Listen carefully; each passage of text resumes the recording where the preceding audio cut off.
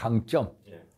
사실 저가 이제 수도권 내리 5선이다 얘기하는데 저희 지역에 연고가 없습니다. 연고. 사실 학연, 혈연, 지연 연고가 없고 맨 처음 제 지역을 골랐을 때 노무현 대통령의 워딩, 인천을 뉴욕 같은 도시로 만들겠다. 뉴욕 같은 경제 수도로 만들겠다 띄었어. 사실 아무 연고도 없고 젊은 시절에 내가 어느 지역에서 가장 크게 쓰임 받을 거냐 보니까 인천이라는 데가 국제적인 도시고 개방적인 도시고 다양성의 도시인데 거기 있는 뭐 송영길 의원부터 쫙 보니까 상대적으로 제가 뛰어날 수 있겠다. 상대적인 우위에 설 수 있겠다는 그 신념 하나 가지고 뛰어들었어. 그러니까 아무것도 모르고 아는 사람 딱 소개를 받고 들어가서 정말로 밑바닥부터 맨땅에 헤딩하듯 밑바닥부터 치고 올라온 그런 세월이었어. 그래서 낙선도 해보고 또 오선하면서 또 무소속도 2번 해보고 또 무소속을 연속 2번 한 것도 처음이라는 거. 처음. 아마 헌정사상 처음이라는 얘기를 하는데 제가 직접 알아보지 않았지만 그게 그런 것 같고 또 우리 진영에서 험지에서 수도권 5선 연속이 없다는 거. 그런 면에 있어서 보면은 이기는 선거에 대한 경험이 많고 또 특히 지난 박근혜 정부 때 2014년 4월 세월호 참사 이후에 박 대통령의 지지율이 곤두박질 치면서 6.4 지방선거, 7.30 국회의원 재보궐선거 15곳을 치르라고 이제 청와대에서 연락이 와서 사무총장의 긴급 투입이 됐는데 그때도 6.4 지방선거 4개밖에 광역단체가 못 이겼어요. 결국에는 여러 가지 전략을 써서 8개를 이겼어요. 8개. 8개 중에 서울, 경기, 인천 중에 경기, 인천을 이겼고 7.30 국회의원 재보궐에 가서는 15개 중에 처음에 4개로 했다가 11개로 이겼어요. 11개. 11대 4로. 결국 장점이라는 게 보면 수도권에서 척박한 토양에서 정치를 하면서 좀 처절하고 절실하고 절박하게 오면서 좀 더 이기는 선거의 어떤 좀 강점이 있지 않나. 이기는 선거를 경험했기 때문에 이기는 정당. 우리 당이 만년 2등 수도권 정당이 아니라 이기는 정당의 어떤 일조를 할 수 있지 않겠나.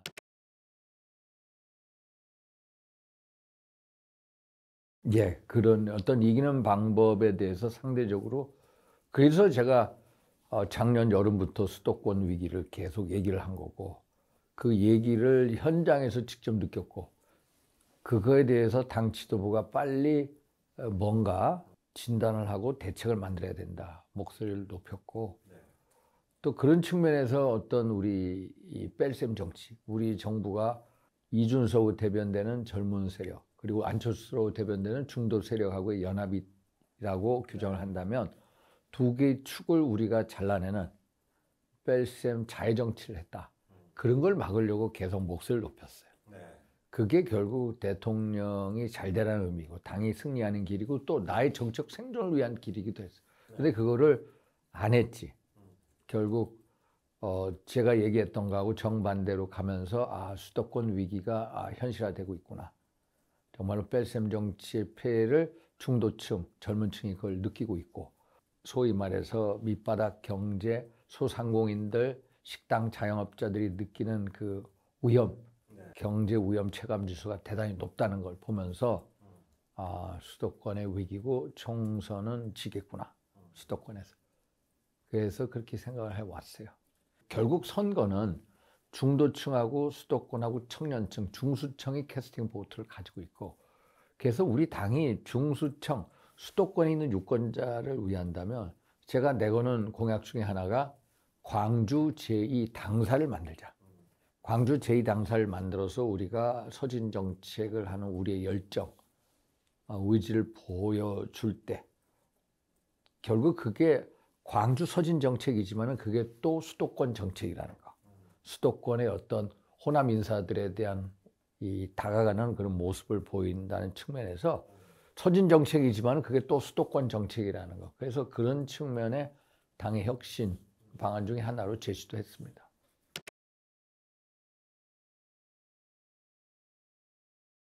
근데 사실 제가 이런 뭐 대통령 관계를 이제 뭐 식사를 했다 이런 말씀은 안 드립니다. 근데 원희룡 전 장관께서 뭐 제가 만났다 해서 이제 제가 부인할 수 없는 그런 상황이고요.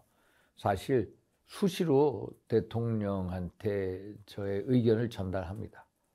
또 대통령하고 뭐 이제 직접 만나서 말씀드릴 기회도 있고, 저는 가장 안타까운 게 뭐냐면은 결국 진짜 충신이라면은 대통령을 올바르게 모셔야 된다라는 거. 결국 그러면은 민심의 그 따가운 목소리를 과감 없이 대통령한테 전달해야 된다. 그래서 대통령 하여금 올바른 판단을 하게 되고, 또 국정 운영을 뒷받침해 주는 게 우리들의 자세라고 생각을 합니다. 근데 대통령을 뵙고 놀란 것은 현 상황의 엄중함을 잘 모를 때가 많다는 거, 그걸 느꼈습니다.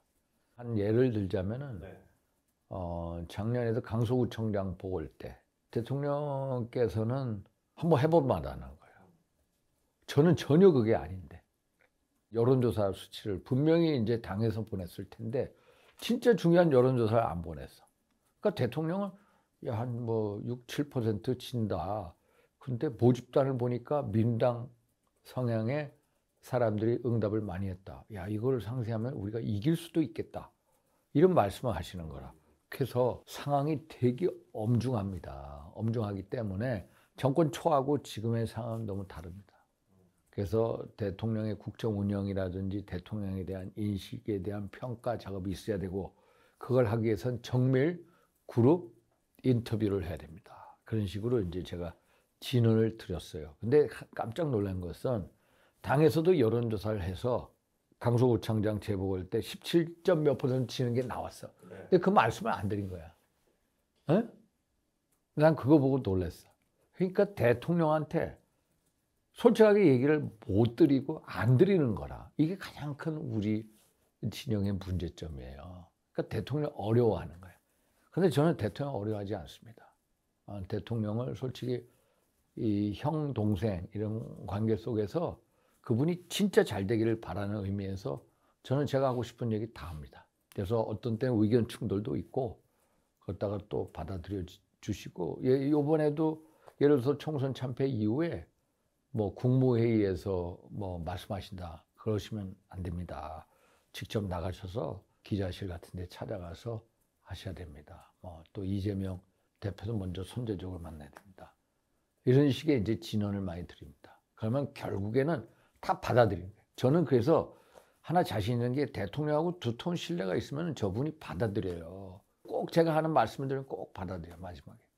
근데 그걸 안 하는 거야. 그게 너무너무 안타까운 거예요.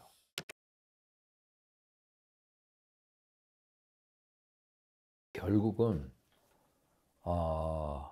우리 여권 내부에 정말 총대 메고 대통령한테 진언한 사람이 없는 거예요. 결국 누군가를 총대를 메고 대통령의 변화를 만들어내야 되는 게 진짜 참모인데, 그런 역할을 하는 분이 없는 거예요.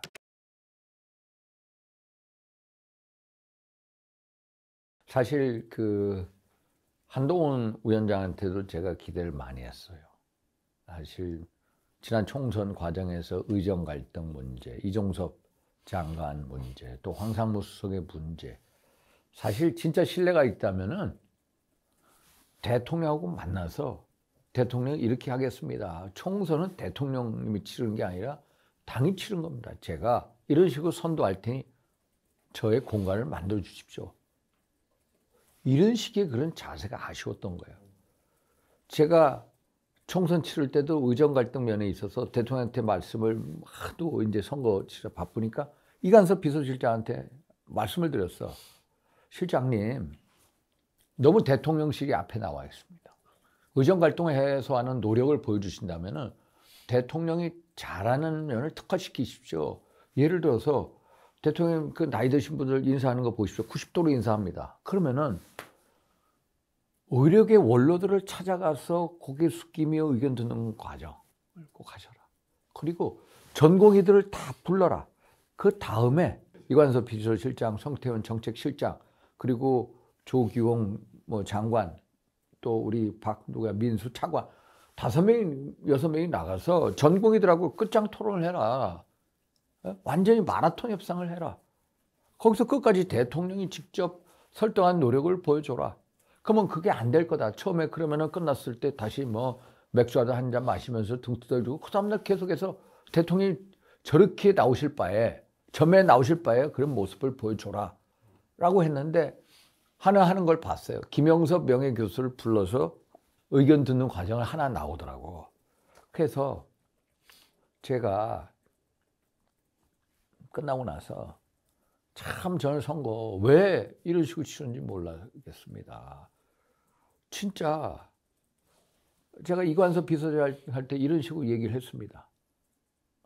대통령이 전공의들하고 마라톤 협상을 하고 또 우리 어른들을 찾아가고 그리고 어떤 의정 갈등 면에 있어서 이 당 한동훈 위원장이 추가되고 대통령실 뒤에 따라가는 의도적으로라도 옛날 과거의 6.29 선언을 보면은 전 대통령이 그걸 만들어주고 뒤로 빠지고 노태우 대통령을 키워드렸지 그런 시기를 하기를 원했습니다. 사실 제가 이런 말씀을 드렸어요. 예? 그런데 이제 대통령도 내가 하라면 하지 이런 게 대통령의 답변이었는데 너무 대통령한테 다가가서 신뢰를 가지고 얘기하는 사람이 없는 거예요. 저는 그래서 최고의 화두가 대통령의 변화였어요. 지금도 마찬가지야. 대통령의 변화를 누가 추동할 수 있을 것이냐. 대통령의 변화는 두터운 신뢰야. 그럼 한동훈 위원장하고 그 많은 기간 동안 신뢰가 있을 거라고 생각했어. 그런데 그 신뢰는 진짜 모래성 위에 쌓아진 신뢰였어. 제가 그걸 느낀 거예요. 정말로 안타까울 정도로 신뢰관계가 무너져 있는 상태.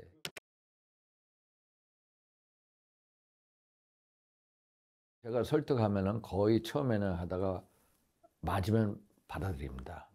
결국 우리가 이 고전에 나오는 궁죽통입니다. 궁하면 통하게 돼 있습니다. 궁하면 통합니다. 그러면 뭐 이준석이랑 안철수는 왜 그랬느냐? 그때는 궁하지 않았기 때문입니다. 이준석에 대해서 친윤 그룹들이 뭐 윤리에 제소하고 퇴출시키려 하는 거 저는 여러 차례 반대했습니다. 재작년 1월 9일 날로 기억을 하는데 아니 의원총회 가니까 전부 연판장을 돌리겠다는데 이준석 사퇴하는 거. 웬만한 국회의원들이 다 해. 제가 가가지고 박근혜 무슨 탄핵하듯이 지금 이런 식으로 뺄셈 정치할 거냐?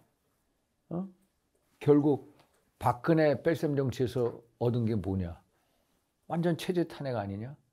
그리고 이러고도 이길 줄 아냐? 못 이긴다. 강하게 반대했거든요. 그랬더니 송석준 의원이 저한테 와서 형님 때문에 우리가 그만뒀습니다. 그때도 그 뒤늦게 대통령 후보가 와서 안아주고 끝내지 않았습니까? 그 다음에도 계속 이준석 퇴출 그 움직임이 있는 걸 알고 친윤 핵심 그룹한테도 제가 얘기했어요. 이렇게 하면 안 된다. 대통령한테 부메랑이 간다. 저 솔직히 말씀드렸어요. 저 진정으로 충심을 말씀드립니다. 저 친윤, 저 핵심 그룹들의 그 움직임을 막으셔야 됩니다. 부메랑이 옵니다. 정책 타결을 못하게 해야 됩니다. 이런 식으로. 그 주변에 있는 참모분들도 윤상의 말이 맞다라고 한 적이 있었어. 근데 물론 이제 이준석 그 전 대표에게 뭐 이제 여러 가지 불신이 있는 게 많은 것도 사실이야. 그러나 결과적으로 정치는 결국엔 결과예요. 결국 이준석이 퇴출되고 이러면서 그런 모습을 젊은 사람들이 본 거예요. 또 안철수에 대해서 이진복 정무수석이 와서 뭐 국정운영에 적이라고 얘기하는 거 어떻게 국정운영의 적입니까? 공동 창업자인데 그 공동 창업자하고의 만남도 제가 만들었습니다. 사실 처음 2021년도죠. 후보가 먼저 복당하고 제가 복당한 다음에 제가 그 자리를 만들었어요. 이준석으로 자리 만들었어요. 그래서 우리 후보한테 전략이 2개의 축을 가져가자. 하나는 안철수, 하나는 이준석. 중도층, 젊은층. 그 축을 가져가서 결국 이겼어. 이긴 다음에 그 2개의 축을 잘라냈어. 그런데 어떻게 선거에 이깁니까? 당연히 못 이기죠. 결국 그 대통령을 모셨던 친윤 핵심 그룹의 정말로 잘못된 판단 때문에 이런 게 나온 거라. 저는 세력 없습니다. 사실 뭐 친윤 그룹들은 다른 후보에 가 있죠. 저는 그걸 탓하지 않습니다. 저는 뭐 박근혜 대통령 모셔가지고 참 당원권 정지 1년도 당했고 지구당 위원장도 박탈당해서 그냥 가져가라고 그랬고 무소속 2번 나왔고 또 무속 나가기 때문에 선거법 재판에 연루돼가지고 또 한 2년 이상 고생을 했고 그러니까 한참 동안 일종의 정치적 동면 상태에 있었어요. 사실 제가 이제 뭐 윤 대통령한테는 개인적인 차원에서 제가 많은 얘기를 드리고 또 그런 관계지만은 친윤 그룹하고는 저하고는 항상 생각이 다릅니다. 대통령 모시는 방향이나 이 어떤 이런 그 생각 자체가 다른 분들이에요. 그러니까 저는 전 대통령을 따라가는 게 모시는 게 아니라 대통령을 그 민심에 순응하게끔 민심이 바라는 방향대로 대통령을 변화를 추동하는 게 제가 모시는 대통령에 대한 태도거든요. 그래서 그분들하고는 차이가 있습니다. 그래서 저는 세력이 없고요. 그게 어떤 솔직히 또 줄 세우기다. 저는요 이거를 대단히 파탄적으로 봅니다. 파탄적. 그러니까 한동훈 그룹이 형성이 됩니다. 또 뭐 예를 들어서 원희룡 그룹이 형성이 됩니다. 결국 이게 앞으로 엄청난 친박 비박의 10배 이상의 파괴력을 악화된 관계를 만들 그 조짐이 싹 트는 거예요. 지금부터. 그래서 거기에 줄 서고 있어. 그래서 제가 초선의원 가서 줄 서지 마라. 저도 박근혜 대통령 시절에 줄 세우기도 받고 줄 세워도 받고 줄 섰지만 그거 남는 거 하나도 없다. 솔직히. 지금 친박 그룹 중에 나 하나 살아있는데 그나마 내가 마지막에 정신 차려서 국민 보고 정치를 했기 때문에 그나마 살아있는 거다. 권력 보고 줄 서지 마라 라고 이제 제가 초선 의원들한테 말씀드렸는데 그분들은 아직 모를 거예요. 그래서 그게 안타까운 면이에요. 그래서 친윤 친한 이렇게 그룹이 되고 그게 전당대에서 붙고 이제 만약에 한동훈 위원장이 당 대표가 된다면은 당정 관계가 대단히 어려워질 거예요. 사실 우리는 신뢰냐 아니냐 그렇게 어렵게 얘기를 안 합니다. 이분은 뭐라고 해요? 공적인 관계, 사적인 관계? 이런 식으로 얘기하자. 세상에 공적인 관계, 사적인 관계 나눠서 뭐 얘기하는데 결국은 신뢰 관계에 대해서 자신이 없기 때문이에요. 저는 신뢰 관계가 없다는 것을 여러 차례 느꼈어요. 그게 뭐냐? 이제 예를 들어서 뭐 이제 총선 과정에 있어서 친윤 그룹들이 의도적으로 배제되는 것도 봤고 또 끝나고 이제 식사 초대했는데 안 가는 것도 봤고 또 사석에서의 호칭 그것도 봤고 또 특검법도 야 저런 식으로까지 해야 될까? 야 나라면 신뢰관계 있으면 저렇게 못할 텐데 그러고 또 대통령실에서 나오는 전륜이라는 그 단어를 보고 야 이거는 보통 심각한 상황이 아니구나 이런 느낌이 들어요.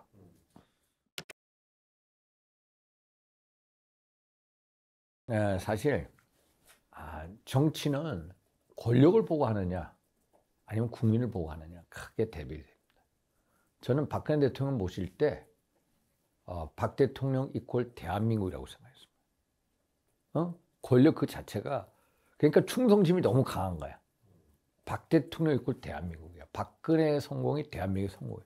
그러니까 모든 게 총대를 맸어. 박근혜 정부의 성공을 위해서 새벽부터 나가서 전략을 짜고 또 그것을 이제 나의 어떤 이제 그 스피커 역할을 했고 또 그러면서 줄도 세워봤고 또 그거에 대해서 허튼 소리 하면은 또 전화해서 야 이거 아니다라고 이제 야단도 쳐봤고 정말 근데 그럴 정도의 진짜 소통은 윤석열 대통령하고 소통을 하지 박근혜 대통령 소통을 한 적이 없어. 정말 제가 지금 와서 얘기하는데 박근혜 대통령 전화번호도 몰랐어요. 전화번호도 모르고 1년에 딱 사석에서 만나는 거는 몇 사람 불러서 관저에서 만나요. 그게 1년에 딱 한 번 꼴이었어요. 1년에 딱딱. 그때 보니까 대통령 탄핵 당하기 전에 한 세네 차례였던 것 같아요. 1년에 한 번 꼴이었어요. 그래도 어떤 대통령에 대한 의리 그리고 대통령의 성공이 대한민국의 성공이다라고 생각해서 열심히 모셨는데 내가 그때 대통령이 탄핵당하고 또 탄핵에 대해서 반대하고 몸부림쳐보고 결국에 느낀 게 이 권력이라는 게 이 민심의 바다 위에서 서야 된다는 거. 결국 국민을 향해 서야 되는데 그게 안 되면 망한다는 거. 결국 권력이라는 거에 대해서 우리가 좀 더 겸허해져야 된다는 거. 겸손해야 되는 걸 느꼈고 그걸 기화로 해서 나는 권력을 보고 정치를 하지 말자. 국민을 보고 정치하자. 이런 생각을 갖게 된 거고, 참 윤석열 대통령 보면 안타까운 거예요. 저는 정말로 여의도 정치를 하면서 저하고 비슷한 가슴을 가진 사람 처음 느꼈어요. 정말로. 이 여의도 정치의 가장 큰 저의 개인적인 안타까움이 있다면은 가슴으로 정치하는 게 전부 머리로 정치. 누가 진짜 가슴으로 정치하느냐. 찾았는데 그게 윤석열이라는 사람이었어.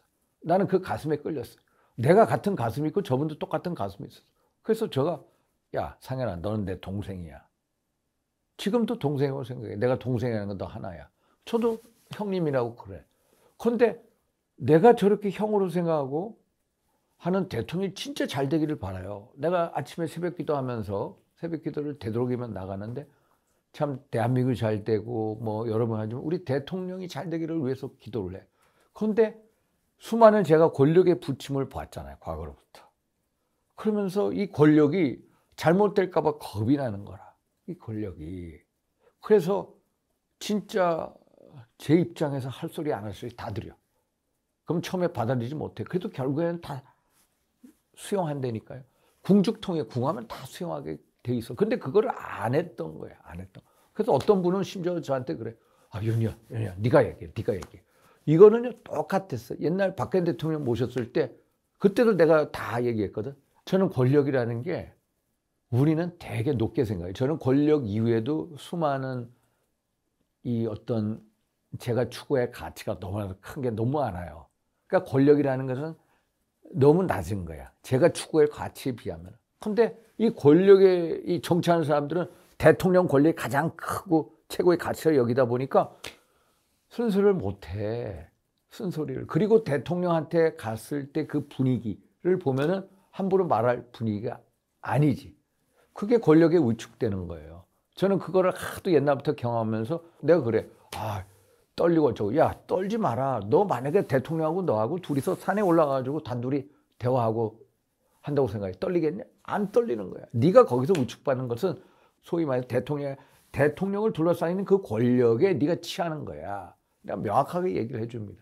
제가 이런 소리를 전하고 또 이 당이 어떤 혁명을 하고 깨어있는 당원들하고 제가 드리는 이 메시지 그 뭐 친윤 뭐 줄 세고 뭐 그거 저거 상관없어요. 나는 정말로 이 당을 변화시킬 수 있는 것은 깨어있는 당원하고 시민들이야.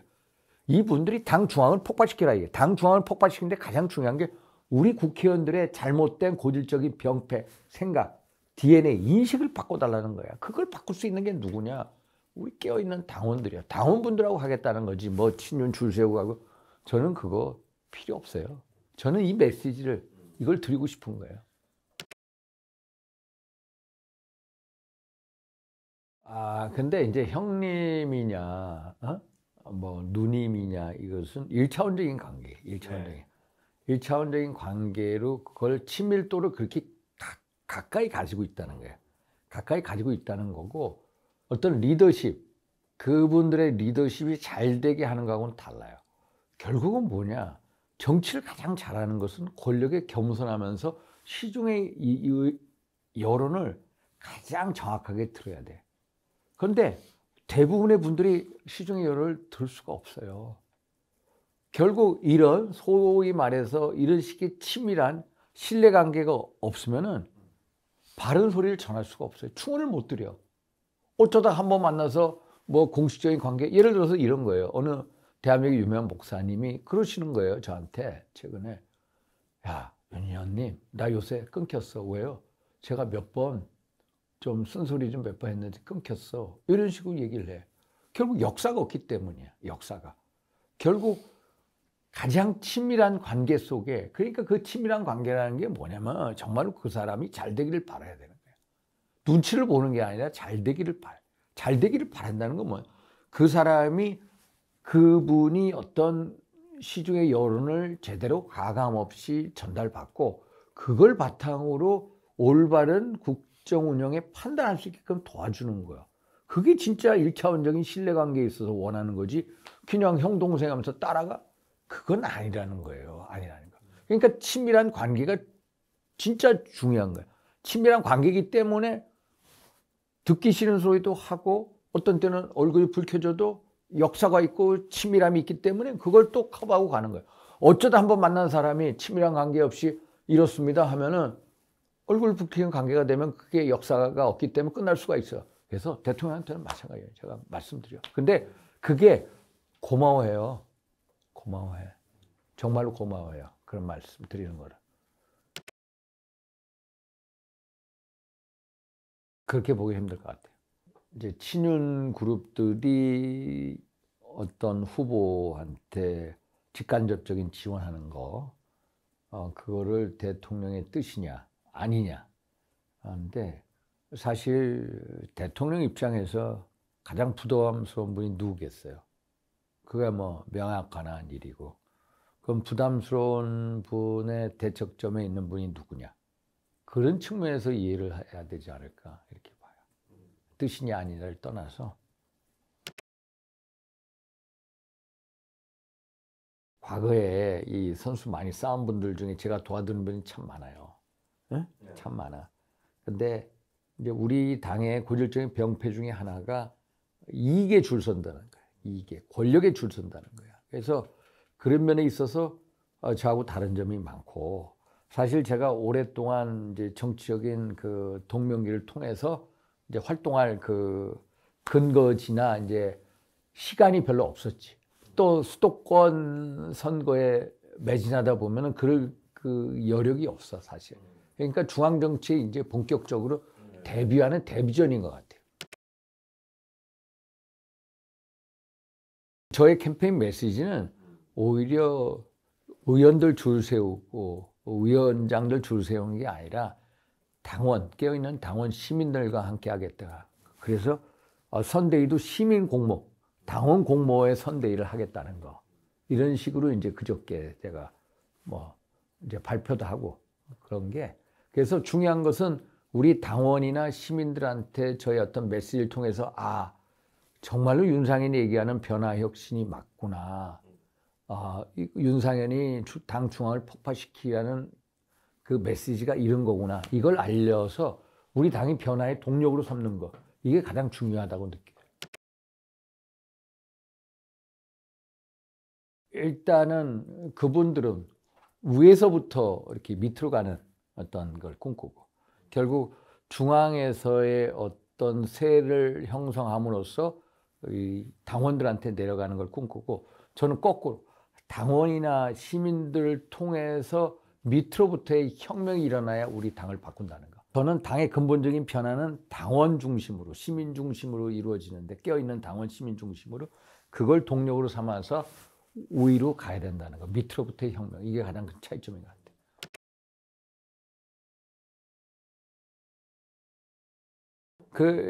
제가 한번 거꾸로 어떻게 무소속에서 저렇게 초엘리트인 사람이 무소속에 살아오지? 수도권에서 연속 무소속? 어떻게 살아오지? 그러면은 초엘리트적인 의식을 가지고 수도권에 살아올 수 있냐? 못 살아. 우리 같은 동네에서 못 살아. 결국 초엘리트로 보이지만은 제 마음속에는 정말로 이 일반 사람은 똑같아. 일반 사람들. 이 소위 말해서 필리하고 똑같아.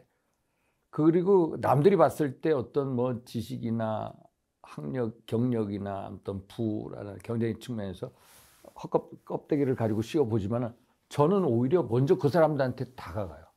그 사람들한테 다가가지고 저의 어떤 진정성을 보여주려고 노력해.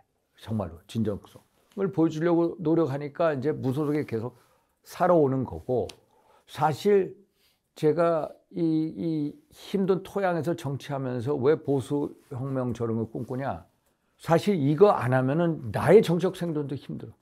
저게 당의 문제이기도 하지만 나의 문제이기도 해. 앞으로 4년 후를 내다보면은 똑같아질 거야. 4년 후에 이 정치 지형이, 세대 지형이 안 변해. 그럼 이 정치 지형과 세대 지형을 깨야 될 거 아니야. 저 같은 사람은 깨고 싶어. 도전의식을 가지고, 그러면 정치 지형? 호남 분들이 많아. 우리 집 호남 분들 많아. 그러면 나는 황주의 당사를 만들자. 이런 것도 호남 대책 중에 하나고. 젊은 사람들 40, 50대 못해? 나는 오히려 40, 50대 대책을 만들 거야.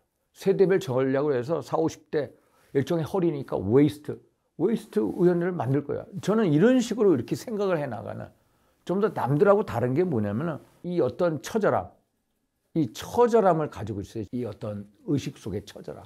그러니까 겉으로 보기에는 대단히 뭐 엘리트고 부유하고 뭐 이러고 있지만은 내 마음속에는 엄청난 처절함을 가지고 있다는 거. 이게 왜 그러냐? 수도권 어려운 곳에서 정치를 하다 보니까 나의 정책 생존을 위해서도 당이 변화해야 되고 보수혁명을 해야만 해. 예. 그러니까 지금 이제 상대적으로 인지도나 이제 지지세가 약해요. 사실 세 분은, 한 분은 장관을 했고 또 당대표격인 비대위원장을 해봤고 또 원희룡 장관이 된 장관을 해봤고 대선에 벌써 2번인가 3번인가 나와봤고 참전해봤고 또 우리 나경원 대표도 뭐 당대표 선거에 한 3번째인가? 세 번째 나가는 거고 또 원내대표 해봤고 저는 생각해 보니까 박근혜 정부 때는 10년 전에 뭐 맨날 진짜 그때가 가장 전성시대고 뭐 이름 날릴 때인데 그동안에 어떤 공백의 기간이 길었고 그러다 보니까 상대적 인지도, 지지도가 다른데 결국 이제 링 위에 올라가면은 그 전에는 윤상현이 안 보였다가 이제부터 윤상현이 보일 거라는 거예요. 그래서 중요한 것은 어떤 메시지인 것 같아요.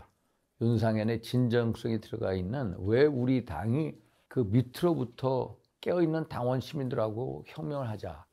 왜 윤상현이 그런 얘기를 하느냐. 이런 거에 잘 전달이 된다면 좀 많이 좋아지지 않을까.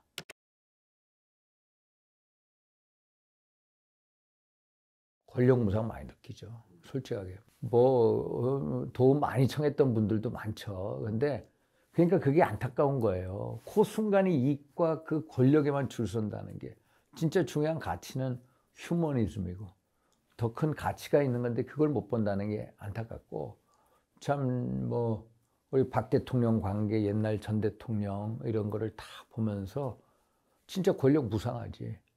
옛날 뭐 다윗이나 솔로몬이 헛되도다 했듯이 헛된 거라. 헛돼. 그래서 진짜 권력, 진짜 이 제대로 된 권력을 사용할 수 있는 길이 뭔가 저 혼자서 엄청나게 고민을 많이 했어요. 고민해 보니까 야, 권력을 겸손해야 되는데 권력에 겸손한 사람이 거의 없어. 권력을 누리다 보면 인간 속성상 교만해지기 마련이야. 제가 대통령께도 말씀드렸어요. 형님, 이게 대통령이라는 어마어마한 권력에 잡으면 다 이 교만의 늪에 빠지기 시작하고 거기 있다 보고 나왔을 때 보면 다 불행해집니다. 과거 역사 항상 그랬습니다. 그래서 어떻게 하면은 권력에 이기는 대통령, 권력에 겸손한 대통령이 될 수 있느냐. 정말로 권력에 전부 깨지잖아. 권력 때문에 다 불행한 대통령이 되는데 정말로 권력에 겸손해서 정말로 각광받는 그런 대통령이 될 수 있는 길이 뭔가. 혼자 생각해 보니까 믿음이야, 믿음.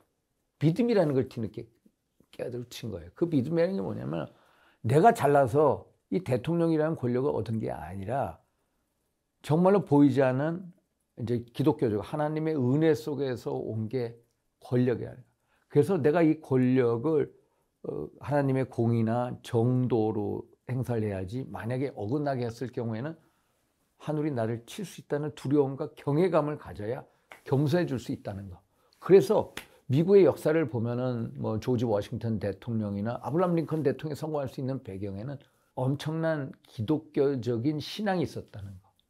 그래서 제가 이런 말씀을 드렸어요. 진짜 여의도 정치에 성공하기 위해서는 믿음을 가져야 됩니다. 믿음, 신앙을 가지십시오. 믿음이 큰 사람만이 큰 정치를 할 수가 있습니다. 이런 말씀 한번 드린 적이 있어요.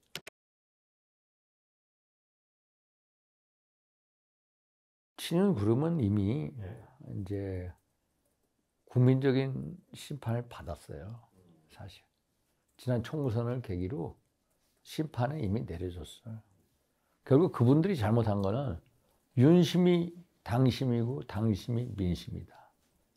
이거는 시대착오적인 생각이고 그게 결국은 수직적인 당정관계를 만들어서 참패 이런 거야. 그래서 친윤 그룹이 어떤 국민적인 심판대에 의해서 이미 이제 평가가 끝났고 그거에 대해서 뭐 친윤 이선 후퇴다 뭐다 뭐 얘기를 논할 수준의 의미가 이제는 의미가 없다는 거예요. 없다.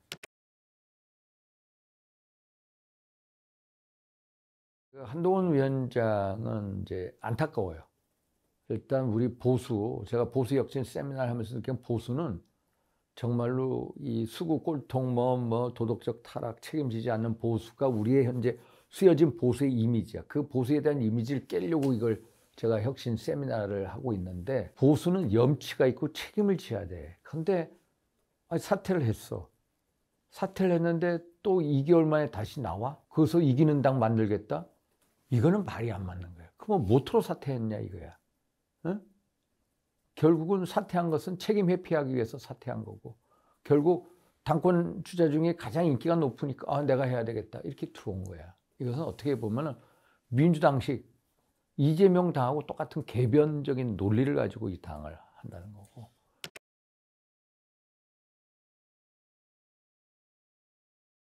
이제 대통령의 변화를 위해서 반대편에 서 있을 수 있는데, 사실 중요한 건 신뢰예요.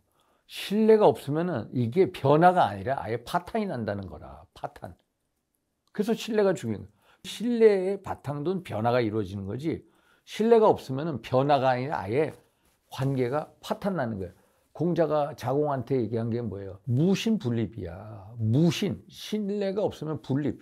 당정관계가 쓸 수가 없는 거라. 이게 안타까운 거예요, 이게. 응? 이게 저하고 한동훈 위원장하고 차이점이에요. 그게 어려운 논리예요. 예를 들어서, 아니, 우리가 국가대표 감독을 왜 시킵니까? 그 사람 이긴 경험이 많아. 그런데 졌어. 사퇴했어. 좋아. 그것까지는 좋아. 책임지고 사퇴해. 그런데 2, 3개월 만에 들어와서 국가대표 감독이 되겠다고 해? 그거는 선수하고 관료를 무시하는 행위죠. 우습게 보는 거야. 그런데 그걸 몰라. 그러니까 이거에 대해서 얘기를 해줘야 돼. 솔직하게. 얘기해 줄 사람이 없어, 우리 당에는. 다 그냥 열중셔 해가지고 바라만 보고 있어.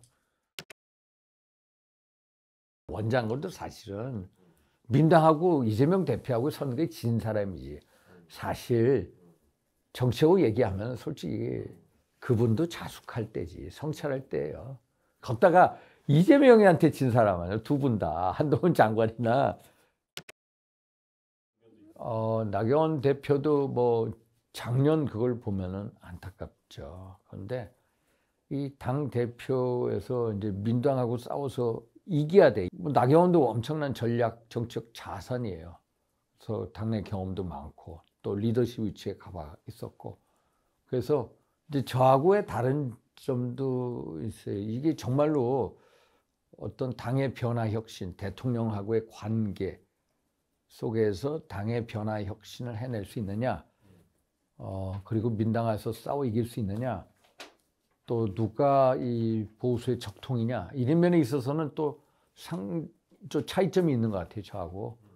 그래서 물론 인지도 대비 차이는 있지만은 그래도 내가 한번 나와서 어떤 보수 혁신에 대한 메시지를 한번 세게 말씀드려야 되겠다 해가지고 나온 거.